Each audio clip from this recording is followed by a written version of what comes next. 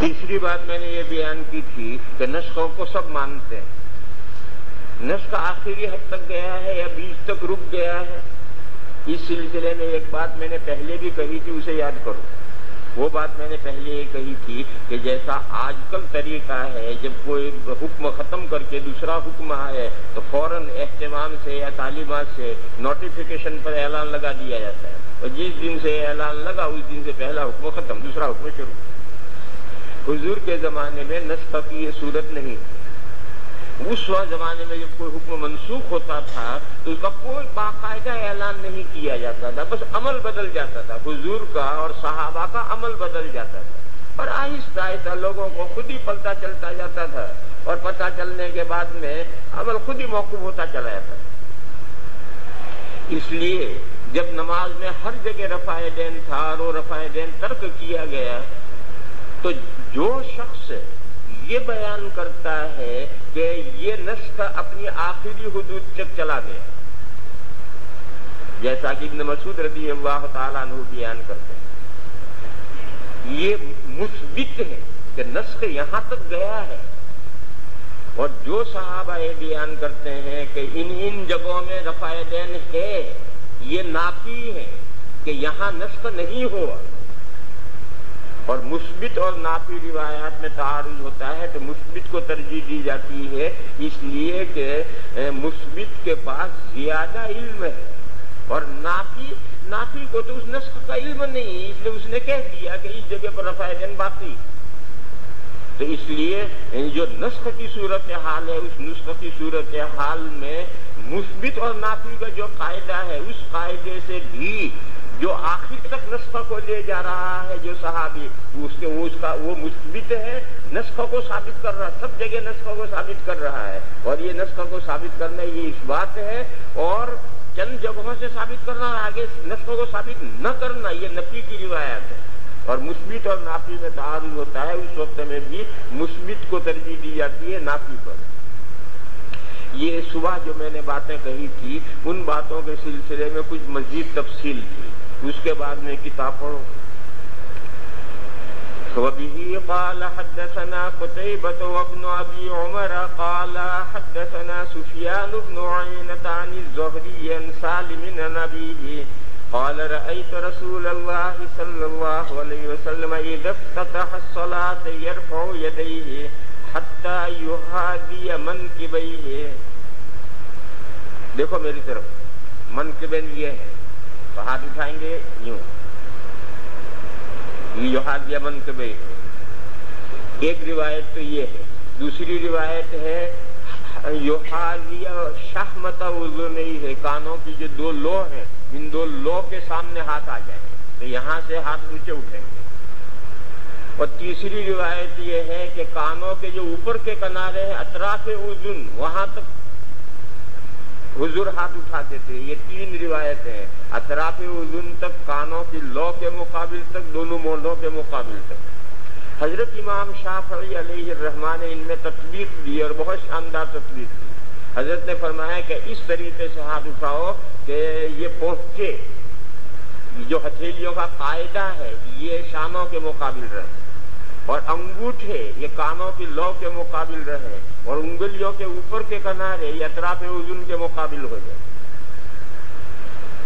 انگوٹھے کانوں کی لو کے مقابل ہوں، مگر یہ انگوٹھے کانوں سے یوں لگائے نہ جائیں. بعض لوگ لگاتے ہیں، یہ بدعت ہے.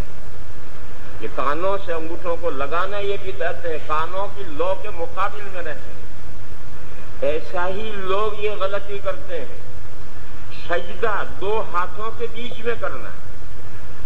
بعض لوگ ہاتھوں کو گالوں سے لگا دیتے ہیں، یہ بھی بدعت ہے.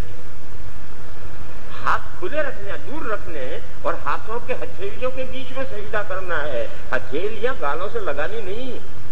بعض لوگ ایسا کرتے ہیں، اتنا قریب ہاتھ کرتے ہیں کہ گالوں سے لگا لیتے ہیں، یہ غلط طریقہ ہے. تو جیسا ہاتھوں کو دور رکھ کر ہتھیلیوں کے بیچ میں سجدہ کرنا ہے، ایسا ہاتھوں کو دور رکھ کر انگوٹھوں کو ششامت اذنی کے مقابل کر دینا ہے. یہ تطبیق حضرت امام شافعی علیہ الرحمٰن نے دی ہے، اور بہت اچھی اور عمدہ تطبیق. اس لیے یہ جو روایت یحاذی منکبیہ ہے، اس پر بھی کوئی عمل کرتے ہیں، اور اصل تطبیق جو تینوں روایتوں کو اکٹھا کر کے تطبیق دی ہے اس پر عمل زیادہ بہتر ہے. قال رأيت رسول الله صلى الله عليه وسلم إذا افتتح الصلاة يرفع يديه حتى يحاذي منكبيه وإذا ركع وإذا رفع رأسه من الركوع. وزاد ابن أبي عمر في حديثه وكان لا يرفع بين السجدتين. یہ ابن عمر جو امام ترمذی کے استاد ہیں وہ نفی کرتے ہیں کہ سجدوں کے دو سجدوں کے بیچ میں رفع یدین نہیں تھا، جبکہ نسائی شریف میں اسی روایت میں دو سجدوں کے بیچ میں رفع یدین کا ذکر ہے اور نہایت صحیح سند سے. پھر اب یہ عمل حضور کا ہے یا حضرت ابن عمر کا ہے؟ اللہ جانے کس کا ہے. سالم کہتے ہیں یہ حضور کا عمل ہے اور نافع کہتے ہیں نہیں، حضرت ابن عمر کا یہ عمل ہے. اور نافع کا مقام سالم سے کم نہیں ہے، دونوں ایک درجے کے معتبر راوی ہیں. اب ان کی بات لیں یا ان کی بات لیں، یہ اتنا سخت اضطراب ہے کہ اس کا کوئی حل نہیں ہے. اور ان تمام روایت میں سے 4 روایتوں میں ان دونوں شاگردوں میں اختلاف ہو گیا ہے. سالم نے وہ چاروں روایتیں مرفوع کی ہیں، نافع نے مرفوع نہیں کی، موقوف کی. ان 4 میں سے ایک روایت ہی ہے. قال ابو عيسى حدثنا الفضل بن الصباح البغدادي قال حدثنا سفيان بن عيينة قال حدثنا الزهري بهذا الحديث اسناده نحو حديث ابن عمر ابي عمر قال وفي الباب عن عمر وعلي ووائل بن حجر ومالك بن الهويرث وانس وابي هريرة وابي حميد وابي اسيد وسهل بن سعد ومحمد بن مسلمة وابي قتادة وابي موسى الاشعري وجابر وعمير الليثي قال ابو عيسى حديث ابن عمر حديث حسن صحيح. وبهذا يقول بعض اهل العلم من اصحاب النبي صلى الله عليه وسلم منهم ابن عمر. دیکھو صحابہ کے نام لا رہے ہیں، غور کرو اس پر. تمام اکابر صحابہ میں سے کسی کا نام نہیں. منهم ابن عمر وجابر بن عبد الله وابو هريرة وانس وابن عباس وعبد الله بن الزبير وغيرهم میں کس کو چھوڑے گا آدمی جو ان سے نیچے درجے کے ان کو چھوڑے گا. وغيرهم میں جو چھوڑا جائے گا تو ان سے نیچے کے درجے کو چھوڑا جائے گا. ومن التابعين الحسن البصري وعطاء وطاووس ومجاهد ونافع وسالم بن عبد الله وسعيد بن جبير وغيرهم. وبه يقول عبد الله بن المبارك والشافعي وأحمد وإسحاق. وقال عبد الله بن المبارك، میں نے بتلایا تھا کہ حضرت ابن المبارک علیہ الرحمہ کے جو رائے ہیں یہ 90% بلکہ 92% بلکہ 95%. امام ابو حنیفہ علیہ الرحمہ ہی کی رائے، لیکن 5% رائے حضرت ابن المبارک کی الگ ہے. کیوں؟ ابن المبارک ہمارے جیسے مقلد نہیں تھے، وہ مجتہد مقلد تھے. جیسے امام ابو یوسف، امام ابو محمد، امام ظفر، امام حسن ابن زیاد، یہ کوئی ہمارے جیسے مقلد تھوڑے ہی تھے. وہ بابصیرت مقلد تھے، وہ مجتہد مقلد تھے. لہذا 25% روایات اقوال میں صاحبین نے امام صاحب سے اختلاف کیا. ابن المبارک کا اختلاف 5% اقوال میں. تو یہ مسئلہ بھی ابن المبارک کا الگ ہے. امام اعظم کی رائے انہوں نے نہیں لی، ان کو حق ہے ایسا کرنے کا. تو حضرت ابن المبارک یہ فرماتے ہیں کہ یہ روایت صحیح ہے، حسن صحیح ہے. اور ایک دوسری روایت پیش کر رہے ہیں جو ابن مسعود کی ہے اور مرفوع حقیقتاً ہے، وہ اس کے برابر کی، اس کے درجے کی نہیں. تو فرمایا کہ یہ روایت جو حضرت ابن مسعود کی مرفوع حقیقی ہے وہ سند کے اعتبار سے اس روایت کے درجے کی نہیں ہے، اس لیے انہوں نے اس کو لیا. وقال عبد الله بن المبارك قد ثبت حديث من يرفع، یہ اشارہ ہے گزری ہوئی حدیث کی طرف. وذكر حديث الزهري عن سالم عن أبيه ولم يثبت حديث ابن مسعود أن النبي صلى الله عليه وسلم لم يرفع إلا في أول مرة. دیکھو پھر غور کرو. ولم يثبت حديث ابن مسعود حدیث ابن مسعود ان النبی صلی اللہ علیہ وسلم لم يرفع الا فی اول مرۃ، یعنی ابن مسعود کی روایت جو مرفوع صراحتاً ہے وہ ثابت نہیں ہے، یعنی اس کے درجے کی وہ روایت نہیں۔ یہاں پہلا باب پورا ہو گیا، پہلا باب یہاں پورا ہو گیا۔ اس کے بعد دوسرا باب ہے جو ہمارے ہندوستانی نسخوں میں سے غائب کر دیا گیا ہے۔ وہ کیا باب ہے؟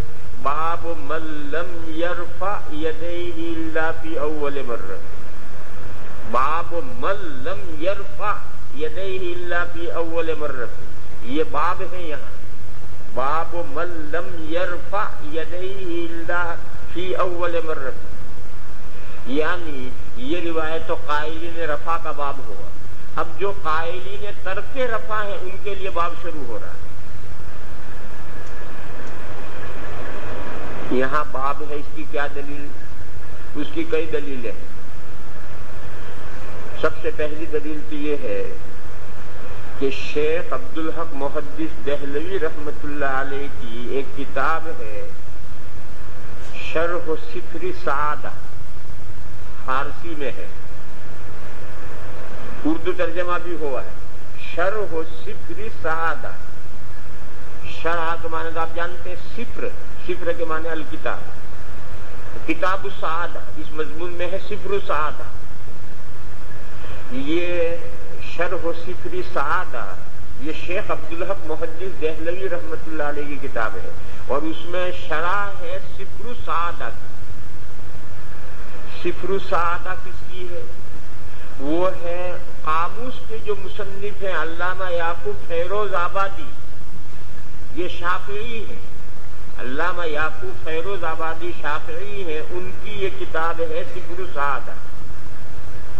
اس صفر السعادہ میں کیا ہے؟ جیسے حضرت تھانوی کی کتاب تعلیم الدین، یعنی مسلمانوں کی عام ضرورت کی باتیں، اسی طریقے سے علامہ یعقوب فیروز آبادی نے مسلمانوں کی عام ضرورت کی باتیں اس کتاب میں جمع کی، چھوٹی سی کتاب قدوری جتنی، اور عربی میں لکھی۔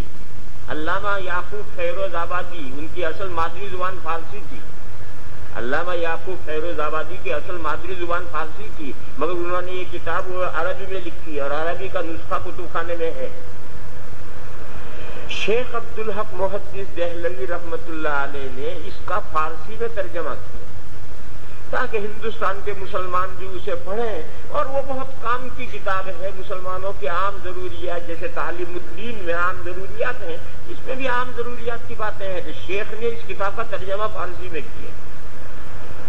ترجمہ کرنے کے بعد انہیں ایک احساس ہوا، وہ احساس یہ ہوا کہ علامہ یعقوب فیروز آبادی چونکہ شافعی تھے تو انہوں نے جو باتیں لکھی وہ اپنے مسلک کے مطابق لکھی، اور لکھنی بھی چاہیے۔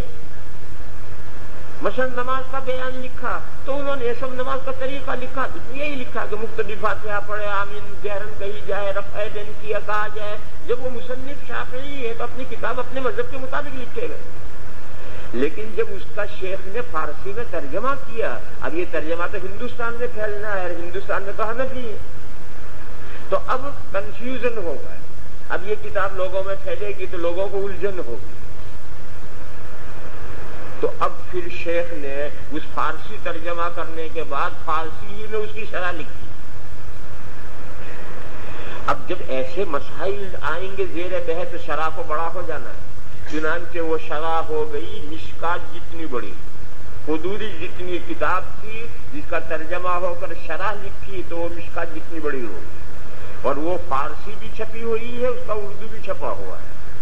تو ایسے اختلافی مسائل جہاں آئے ہیں وہاں شیخ نے بہت تفصیل سے گفتگو کی۔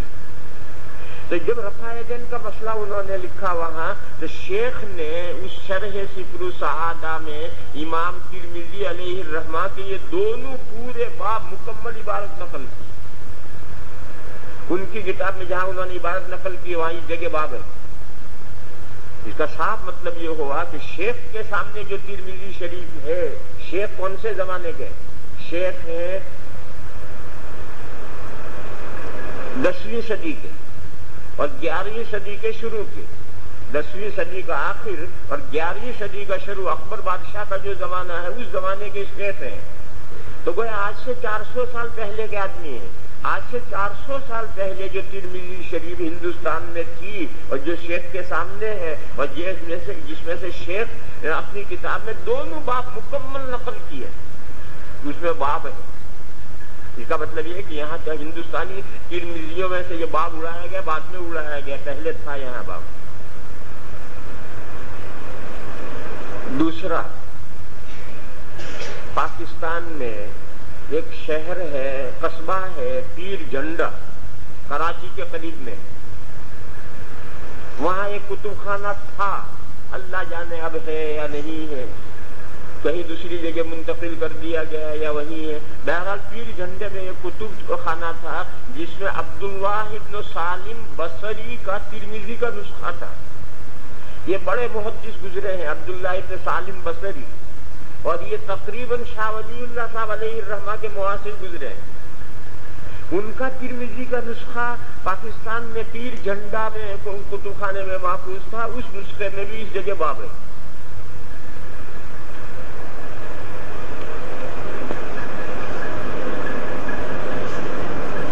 پھر یہ باب یہاں سے اڑانے والے نے کیوں اڑایا؟ آخر یہ حرکت کوئی کرے گا تو اس کا کوئی مقصد ہے. وہ مقصد اس کا یہ ہے کہ حضرت ابن مسعود کی دو روایتیں ہیں، ایک مرفوع حقیقی جو ابن المبارک نے فرمایا کہ لم یثبت، اور ایک دوسری مرفوع حکمی ہے جو صحیح ہے، جس کو امام ترمذی علیہ الرحمہ حدیث حسن کہیں گے. پڑھنے والوں کو یہ دھوکہ دینا ہے کہ ابن المبارک نے جس روایت کو لم یثبت کہا ہے وہ روایت یہ، اور وہ جو روایت حسن ہے اور وہ بھی امام ترمذی کے خیال میں حسن ہے، ورنہ حسن صحیح ہے، اس روایت کا کوئی جواب دوسرا تو ہو نہیں سکتا. تو یہ دونوں ایسی جگہ پر عبارتیں آئی کہ ابن مبارک کا یہ قول آیا اور فوراً حدثنا فلان آیا، تو اب پڑھنے والا یہی سمجھے گا کہ ابن المبارک نے اس روایت کے بارے میں کہا. دراصل ابن المبارک نے اس روایت کے بارے میں نہیں کہا، وہ الگ روایت ہے مرفوع حقیقی، اور یہ مرفوع حکمی جو ہے تو الگ روایت ہے اور یہ صحیح ہے. یہی قاری کو دھوکہ دینے کے لیے یہ حرکت کسی کرنے والے نے کی. اور ایسی حرکتیں ترمذی میں بہت ہوئی، اور پرانے زمانے میں جب قلمی کتابیں چلتی تھی تو ایسی بہت حرکتیں ہوتی. بے شمار مثالیں ہیں لوگوں کی کتابوں میں گڑبڑیں کرنا، بالقصد گڑبڑیں کرنا، اس کی بے شمار مثالیں ہیں. اب تو طباعت کا دور آ گیا، لہذا گڑبڑیں کم ہیں، لیکن پہلے ایسی گڑبڑیں بہت تھی. اپنے نسخے میں جو چاہو بڑھا دو، نسخے کی نقلیں چلتی کرو. تو ایسی گڑبڑیں بہت ہوتی تھی. اس کی نظیر میں آگے بتاؤں گا. جب سجدہ سہو قبل السلام کرنا چاہیے، بعد السلام کرنا چاہیے. ایک جگہ پر امام ترمذی نے کہا کہ جو قبل السلام والی روایت ہے وہ بعد السلام سے ایسا ہے. اچھا، بعد السلام کی روایت کو خود حضرت نے حسن صحیح کہا ہے بعد السلام کی، اور یہ کہا کہ قبل السلام کی روایت اس سے ایسا ہے. پھر 3-4 صفحوں کے بعد میں جب قبل السلام کی روایت آئی تو وہاں حدیث الحسن صحیح لفظ ہی نہیں، صحیح لفظ اڑایا کسی نے. یہاں سے صحیح لفظ جان کر اڑایا گیا ہے، میں فقط حدیث حسن ہے. اب آدمی کہے گا لوگ وہاں تو چنے بھول رہے تھے کہ قبل السلام کی حدیث اصح ہے، اور یہ تو حدیث حسن ہے، صرف وہ تو حسن صحیح تھی، یہ تو صرف حسن ہے. یہی کنفیوژن پیدا کرنے کے لیے، دھوکہ دینے کے لیے یہاں سے صحیح لفظ اڑا دیا. یہ سب دھندے ہوتے رہتے ہیں. لہذا یہ یہاں بھی اسی مقصد سے یہ حرکت کی گئی ہے کہ بیچ میں سے باب نکل جائے تو ابن مبارک کا قول اور یہ حدیث ایک ساتھ ہو جائیں تو ہر آدمی کہے گا کہ ابن مبارک اس حدیث کو کہتے ہیں کہ لم یثبت.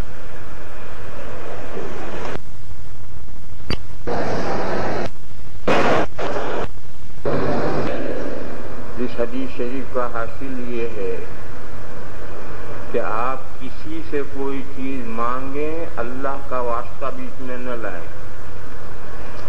یہ کہیں اللہ کے لیے میری مدد کرو، اللہ کے لیے مجھے یہ چیز دو، اللہ کے لیے میرا یہ کام کر دو. اللہ کے لیے یہ بیچ میں نہ لائیں. کیوں؟ اگر آپ کے ایسا کہنے سے سامنے والے نے آپ کی حاجت پوری کر دی تو سبحان اللہ. لیکن یہ کوئی ضروری تھوڑی یہ ہے کہ وہ آپ کی حاجت پوری کرنے کی پوزیشن میں ہو. اگر اس نے حاجت پوری نہیں کی تو وہ بہت بڑا گنہگار ہو. تو آپ دوسرے کو گناہ میں کیوں ڈالیں؟ تو ہو سکتا ہے بیچارہ وہ آپ کی حاجت پوری نہ کر سکے اپنی مجبوری سے، اور یہ بھی ہو سکتا ہے کہ جان بوجھ کر نہ کرے، کوئی مجبوری نہیں ہے پھر بھی آپ کی حاجت روائی نہ کرے تو گناہ میں مبتلا ہو. تو آپ کیوں گناہ میں مبتلا کرتے کسی کو؟ اس کی نظیر آپ کسی کو قسم کھلائیں کہ میں آپ کو اللہ کی قسم دیتا ہوں میرا یہ کام کرو،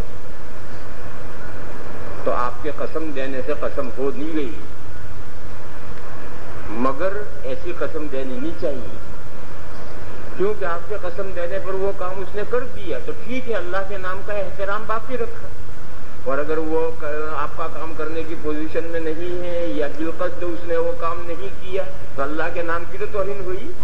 وہ اس کو قسم آپ کے دینے سے قسم نہیں ہوئی مگر اللہ کے نام کی تو توہین ہوئی. لہذا جب اللہ کے نام پر آپ مانگیں گے اور اس نے آپ کی حاجت روائی نہیں کی تو اللہ کے نام کی تو توہین ہوئی، وہ گنہگار ہوا، اللہ کے نام کی توہین ہوئی.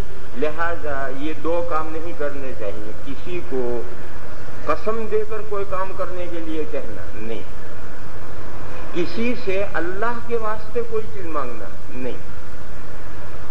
اس لیے فرمایا لا یسأل بوجہ اللہ الا الجنہ، جنت مانگو اللہ سے.